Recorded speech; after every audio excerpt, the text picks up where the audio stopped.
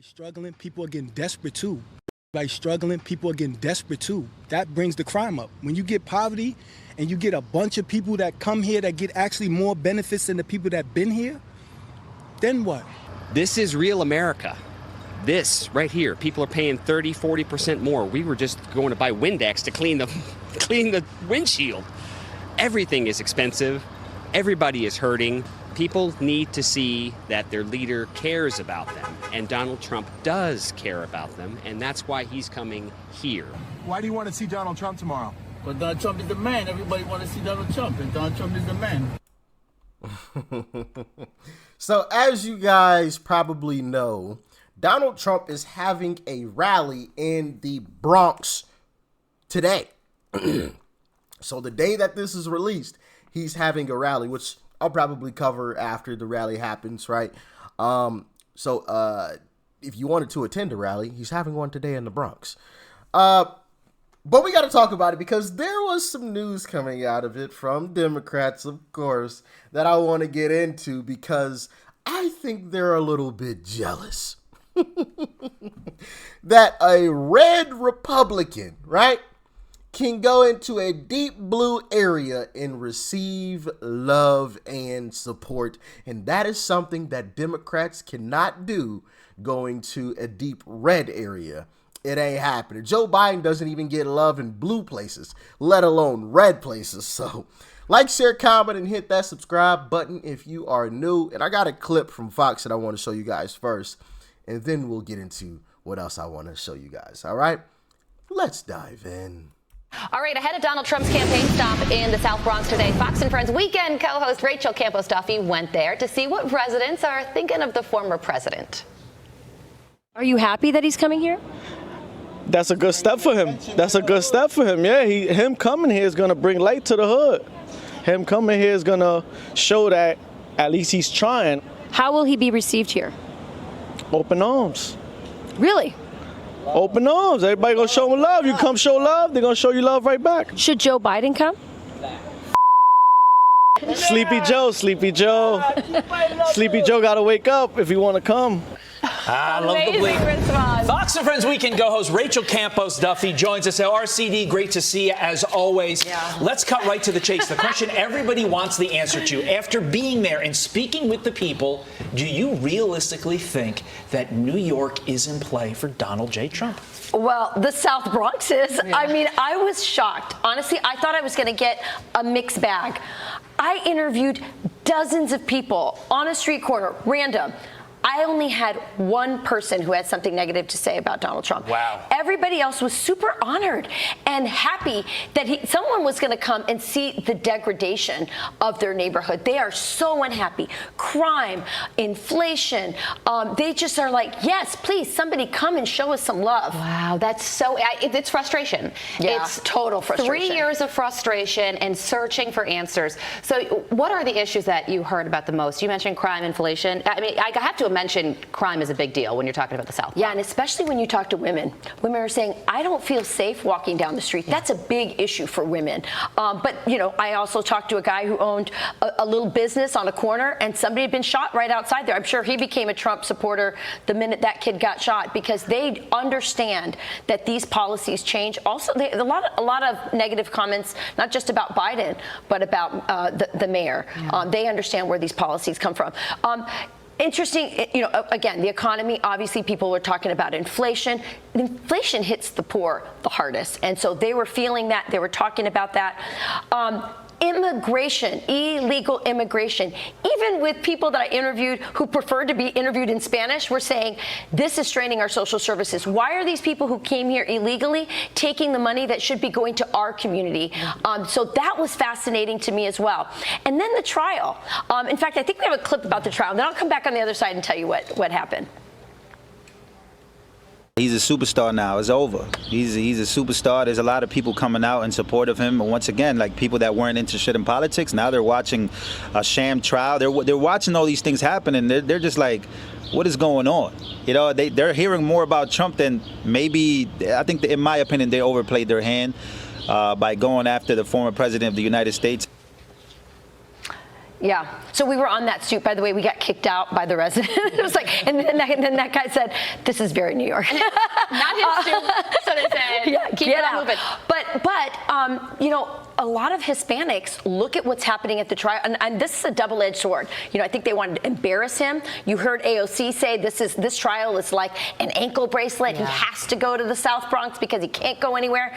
But the residents there, especially the Latinos, are going, this looks like the political circuses we saw in Latin America. It's revealing a level of corruption that they didn't know existed here in America. And once you weaponize the justice system, a lot of people say, oh, this is Marxism. This is communism. This is the stuff we left Latin America for. And they noticed. And a lot of people also said, I've been watching and I still don't know why he's on trial. So that was fascinating too. So yeah, I do want to show you guys some of the interactions from Fox going to the Bronx. Check this out. I think that's amazing. I think it's epic. That's the best thing ever. Are you going to go? Yeah. How will he be received here? Open arms. Really? Open arms. Everybody gonna show him love. You come show love, they're gonna show you love right back. If I do see him, you know, it's a what's up, and thank you for doing what you did. It's 50-50, honestly. People are gonna have some love and hate. Some people do love him, but honestly, I still prefer him. That's better than Joe Biden. Was life in the Bronx better under Donald Trump or under Joe Biden? It was better under Donald Trump. I can tell you that the Bronx has been through many changes. Everything was getting back on track. And then, you know, everything is like falling apart again. Senior citizens cannot walk in the street. Yeah. Our children have been killed. Groceries, when you go to a grocery store, you can't even buy anything anymore. Everybody needs help. People need housing. Instead of giving migrants and everybody that's coming from other countries help, we Americans, give us some help. El dinero, mayormente a los inmigrantes. They're giving all the money to the immigrants. No está mal, pero que... I'm not against that. No, lo que pasa es que están cortando lo nuestro acá. The problem is they're cutting our stuff. What can Biden do at this point? Nothing. Even if he did something, we're beyond the point of no return when everybody's on the Trump train. I'm a Democrat. All my life I've been a Democrat. But Democrats have used us and abused us, and they think that they own us. And Donald Trump is giving us the opportunity. Black people and Hispanic people are very happy about him coming here, and they want to see the options, and they want to put pressure on Democrats to step their game up, and maybe Republicans have an opportunity here. They cannot let go. What's your advice to Trump? My advice to Trump, just to be himself, to be relatable. Don't change. Don't switch up because they're trying to take you down. You're good at it as a president. You know, you was in the White House. A lot of people wasn't. A lot of people want your spot. Come to the park and, you know, keep it real with the people. Just let us know exactly what you're going to do for everyone, not just the Hispanic community, not just the Black and the minority communities, but for America, because when America succeeds, we all succeed. Facts. Couldn't agree with that last statement any more than that. Now, of course, you know, Democrats like AOC are complaining, and I'll show you guys that clip. Check it out. Check it out. Check it out. What do you think about a big Donald Trump rally in the Bronx? I mean, I think, as you mentioned earlier, this guy is stuck in court. And let's be very clear about the fact that he is stuck in court over hush money payments in order to quiet the story about him having sex with Stormy Daniels in the lead up to the in the lead up to the election. And I think that because he is stuck on so many charges around fraud and these payments, he is stuck in a pretty tight radius of where he can go. New York City's blue, Brooklyn is blue, Queens is blue, the Bronx is blue, and he's got nowhere to go. And so he's decided to come to the South Bronx. He's broke. He needs to pay these legal funds and, bussing people in order to get those donations so that he can funnel them to his legal fees is kind of his business right now. Bussing people in.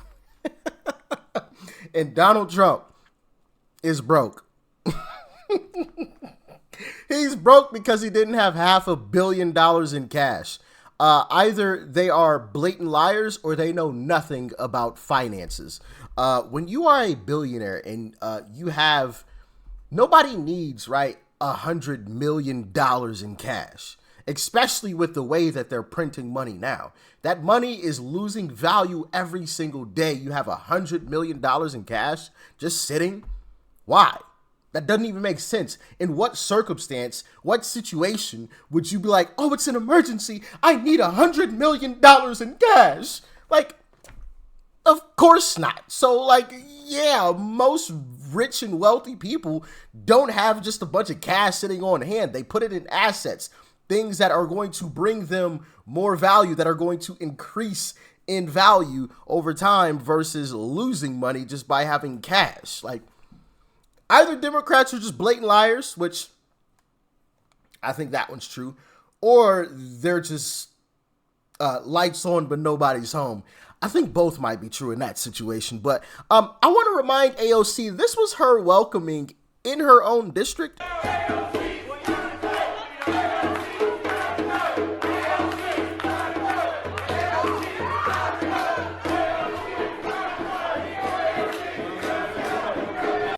So while she's talking about, oh, he's going to be busting in people, I don't think he has to bust in anybody because your own district doesn't like you.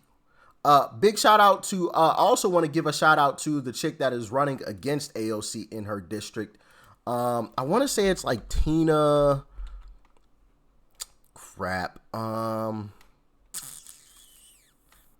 Tina Forte, maybe, I believe her name is. Is it Forte? Yeah, yes, sir. Yes, sir. Tina Forte, this chick right here. She is, you could follow her right here, Tina Forte, USA. She is running against AOC in her district. She's a Republican, obviously. So yeah, you can see that here. Oh, I even retweeted this. Don't remember that, but hey, I did.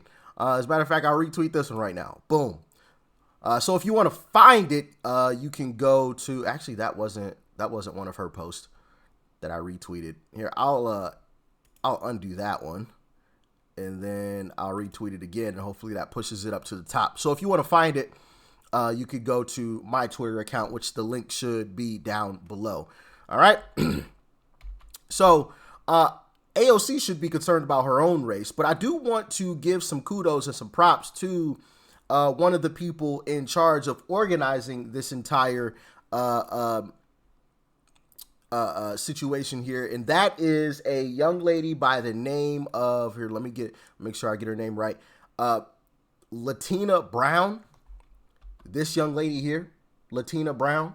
If you want to go follow her, there is the link, Latina Brown. Reportedly, she was in charge of organizing this rally here in the Bronx today. Check out her speech. I live right here in the heart of South Bronx. And a lot of the residents have approached me and said, you know, hey, Latina, we know that you go around and, you know, you give us a heads up about who's running for office, but please do us a favor.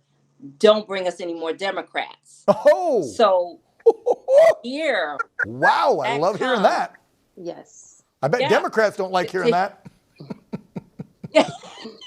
And Derek Gibson is amazing. He's like he's like a rebel at heart. And he sat down and listened to me and heard my pleas about how the Bronx is not being supported by our local, state, and congressional leaders. We do not want to be controlled, bullied, and harassed just for voting for the opposite side. Yeah. So this rally, no idea that this was going to be, all over social media, and the response was very positive.